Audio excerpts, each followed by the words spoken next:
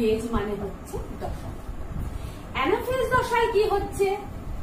Anaphase দশায় এই যে ক্রোমোজোম গুলো মেটাফেজ দশায় ছিল, এরকম করে ক্রোমোজোম গুলো ছিল, এখানে মাঝখানে ছিল কি সেন্ট্রোমিয়ার।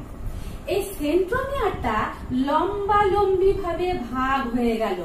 ভাগ হয়ে কি হলো না, অর্ধেকটা ক্রোমাটিড অর্ধেক সেন্ট্রোমিয়ার পেল, আর অর্ধেকটা ক্রোমাটিড অর্ধেকটা সেন্ট্রোমিয়ার পেল। দিয়ে এরা কি করলো, তাহলে এটা একটা অপত্য ক্রোমোজোম গঠন করলো,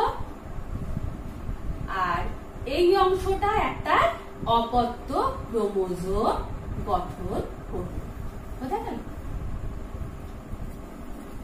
ঠিক আছে, এবার তাহলে কি হলো, এবার বিভাজন হয়ে গেল। এখানে যে ক্রোমোজোমাল তন্তু ছিল, সেই ক্রোমোজোমাল তন্তুগুলোর আস্তে আস্তে সংকোচন হচ্ছে, এবং এই যে অপত্য ক্রোমোজোম গুলো গঠিত হলো, অপত্য ক্রোমোজোম গুলোর মধ্যে বিকর্ষণ হতে শুরু করলো। তখন কি হলো, এই ক্রোমোজোম গুলো আস্তে আস্তে অর্ধেকটা ক্রোমোজোম এদিকে যেতে শুরু করলো, অর্ধেকটা ক্রোমোজোম এদিকে যেতে শুরু করলো, অর্ধেকটা ক্রোমোজোম এদিকে যেতে শুরু করলো। এরকম করে ক্রোমোজোমের চলন শুরু হলো। এই চলনকে বলা হচ্ছে, অ্যানাফেজ দশায় যেহেতু ক্রোমোজোমের এই চলনটা হচ্ছে, এই জন্য এই চলনকে বলা হচ্ছে অ্যানাফেজীয় চলন। এই অ্যানাফেজীয় চলনে কি দেখা যাবে, যে সেন্ট্রোমিয়ারটা যে মেরুর দিকে যাবে, কি হচ্ছে, যে ক্রোমোজোম গুলো মেরুর দিকে যাত্রা শুরু করছে। এই অর্ধেক অপত্য ক্রোমোজোম এই মেরুর দিকে যাত্রা শুরু করেছে, আর অর্ধেক ক্রোমোজোম এই মেরুর দিকে যাত্রা শুরু করেছে। যে মেরুর দিকে যাত্রা শুরু করছে, সেন্ট্রোমিয়ার গুলো দেখো সেই দিকে থাকছে। তো এই যে চলনটা অ্যানাফেজ দশায় ক্রোমোজোমের এই যে চলনটা, এই চলনকে বলা হচ্ছে অ্যানাফেজীয় চলন। এই দশায় কি হচ্ছে, এই দশায় ক্রোমোজোম গুলো বিভিন্ন আকৃতির হচ্ছে। আর এই চলনটা কেন হচ্ছে, ওই যে ক্রোমোজোমাল তন্তু গঠিত হয়েছিল, ওই ক্রোমোজোমাল তন্তু সংকোচনের জন্য, আর এই যে অপত্য ক্রোমোজোম গুলো গঠিত হলো, এগুলোর মধ্যে বিকর্ষণের জন্য এরা কিন্তু বিপরীত মেরুর দিকে যাত্রা শুরু করলো। ঠিক আছে, এবার এই যে এই অবস্থায় ক্রোমোজোম গুলো বিভিন্ন আকৃতির হয়। কি রকম আকৃতির হয়, কোন ক্রোমোজোমটা ভি এর মতো হয়, কোন ক্রোমোজোমটা এল এর মতো হয়, কোন ক্রোমোজোমটা জে এর মতো হয়, কোন ক্রোমোজোমটা এল এর মতন হয়। কেন হয় এটা? আমরা যখন সেন্ট্রোমিয়ারের অবস্থান অনুযায়ী ক্রোমোজোমকে দেখেছিলাম, তখন আমরা দেখেছিলাম যে ক্রোমোজোমটা 4 ধরনের। কি কি ক্রোমোজোম? একটা হচ্ছে সাব মেটাসেন্ট্রিক,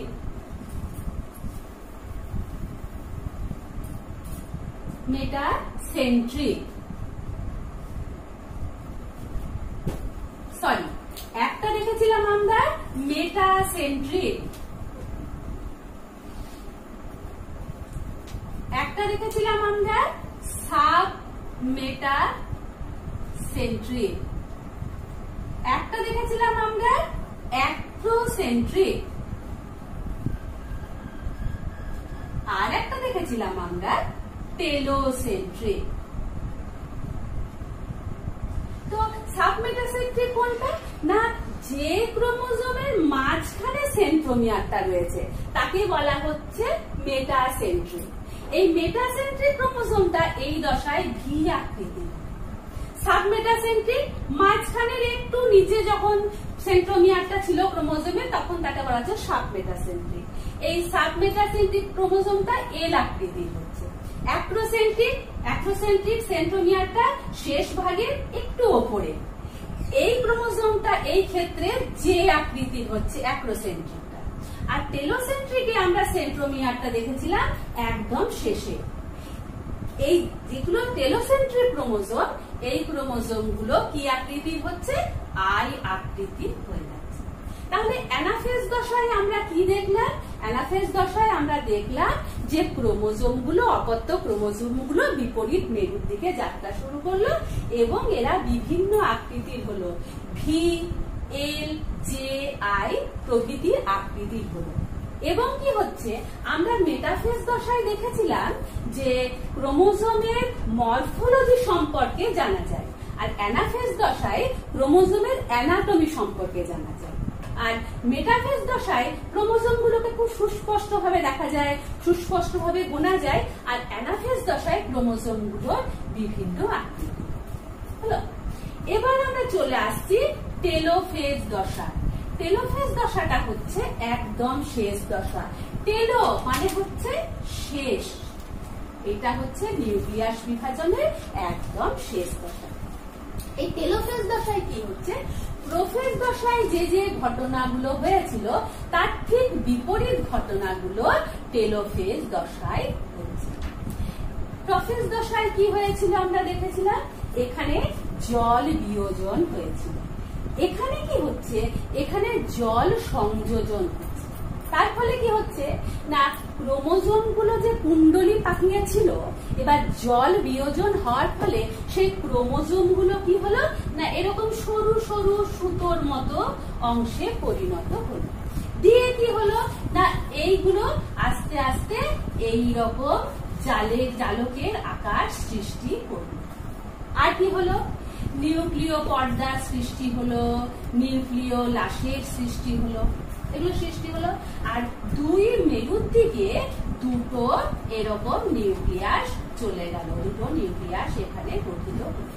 এবার এই যে ক্রোমোজোম গুলো দুটো বিপরীত মেরুর দিকে যাত্রা শুরু করছে, দুটো মেরুর দিকে যাচ্ছে কি করে, এই যে অ্যানাফেজ দশায় এই দুটো যখন ক্রোমোজোম গুলো দুটো মেরুর দিকে যাত্রা শুরু করলো, তখন এই যে মাঝখানটা, এই মাঝখানে ইন্টারজোনাল তন্তুগুলো একসঙ্গে যুক্ত হয়ে এখানে স্টেম বডি গঠন করেছে।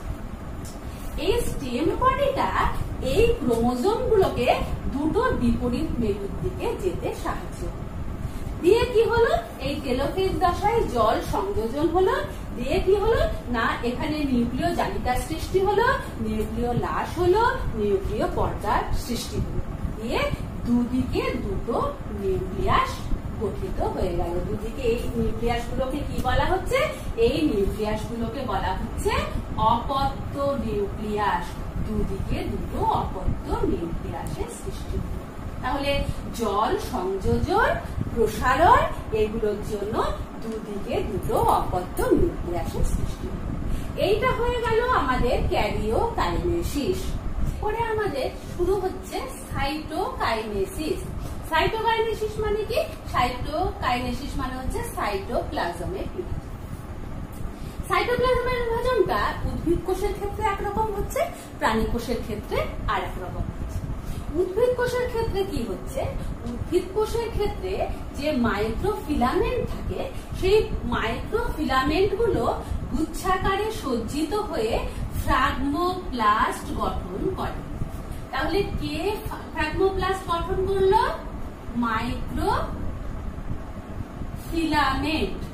মাইক্রোফিলামেন্ট গুচ্ছাকারে সজ্জিত হয়ে ফ্রাগমোপ্লাস্ট গঠন করলো। এটা কিন্তু ওই টেলোফেজ দশাতেই শুরু হয়ে গেছে। দিয়ে এখানে মাঝখানে এটা মেরু অঞ্চল, এইটা কি অঞ্চল হচ্ছে, এটা নিরক্ষীয় অঞ্চল। এই নিরক্ষীয় অঞ্চলে গলগি ভেসিকেল গুলো জমা হয়। এই গলগি ভেসিকেলের সঙ্গে এই ফ্রাগমোপ্লাস্ট যুক্ত হয়ে কি গঠন করছে, কোষপাত গঠন করে। এই কোষপাতের দুদিকে নানা রকম পদার্থ জমা হয়, দিয়ে আস্তে আস্তে এটা পুরু হয়ে কোষ প্রাচীর গঠন করে।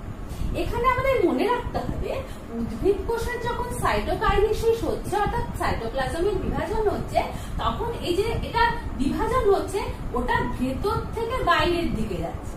দিয়ে এটা পুরু হয়ে গেল, আস্তে আস্তে এই দিকে একটা কোষের সৃষ্টি হলো, এই দিকে একটা কোষের সৃষ্টি হলো।